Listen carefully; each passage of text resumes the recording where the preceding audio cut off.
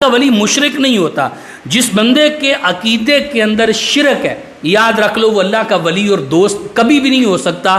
آپ کو ہوا کے اندر اڑتا نظر آ جائے، آپ کو پانی کے اوپر چلتا ہوا نظر آ جائے، وہ جتنی مرضی آپ کے سامنے کرامات لے آئے، وہ اللہ کا ولی اور دوست نہیں ہو سکتا. اللہ کا ولی اور دوست وہی ہوتا ہے جس کے عقیدے کے اندر شرک نہیں ہے.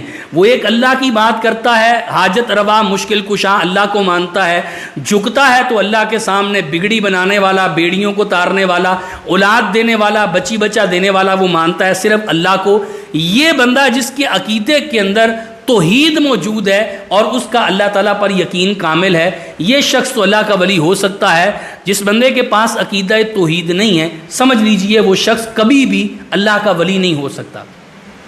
اب اللہ تعالیٰ کے ولیوں کی صفات، ایک تو وہ عقیدہ توحید پہ کاربند رہتے ہیں، دوسرا ان کے اندر نبی علیہ الصلوۃ والسلام کی سنت کو ماننے کا جذبہ ہوتا ہے. قرآن کہتا ہے قُلْ إِن كُنتُمْ تُحِبُّونَ اللَّهَ فَاتَّبِعُونِي يُحْبِبْكُمُ اللَّهُ وَيَغْفِرْ لَكُمْ ذُنُوبَكُمْ وَاللَّهُ غَفُورٌ رَحِيمٌ. اگر تم چاہتے ہو کہ اللہ تم سے محبت کرے، اللہ تم سے پیار کرے، تو پھر تم نے کیا کرنا ہے؟ فَاتَّبِعُونِی، میری اتباع کرنی. جو شخص اللہ کے رسول کی اتباع نہیں کرتا، آپ کی پیروی نہیں کرتا، آپ کے نقش قدم پہ نہیں چلتا، یاد رکھ لو وہ شخص اللہ کا ولی نہیں ہو سکتا، اور نہ ہی وہ شخص رسول اللہ صلی اللہ علیہ وسلم کا محب ہو سکتا ہے. عجیب قسم کی جہالت پائی جاتی ہے ہمارے معاشرے کے اندر. اللہ کے رسول کا نام لیتے ہیں، نبی علیہ السلام کے دین کا نام لیتے ہیں، قرآن کی آیات بینات کو پڑھتے ہیں، اور پڑھنے کے باوجود جہالت اتنی ہے کہ کام وہ کرتے ہیں جو نبی علیہ الصلوۃ والسلام نے ساری زندگی نہیں کیا.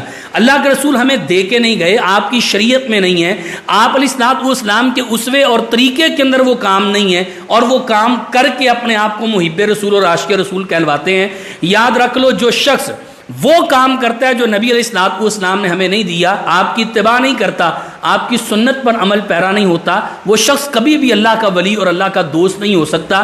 جذباتی نعرے، جذباتی باتیں اور لوگوں کو جذبات دلا کے ایسے کام کروانے کہ جو نبی علیہ الصلوۃ والسلام کی سنت سے ثابت نہیں ہے، یاد رکھ لو وہ شخص کبھی بھی اللہ کا دوست اور نبی علیہ الصلوۃ والسلام کا محب نہیں ہو سکتا. محب کون ہے؟ فَاتَّبِعُونِی، جس نے میری اتباع کی، اللہ اس سے محبت کرے گا اور اس کے گناہوں کو معاف فرما دے گا.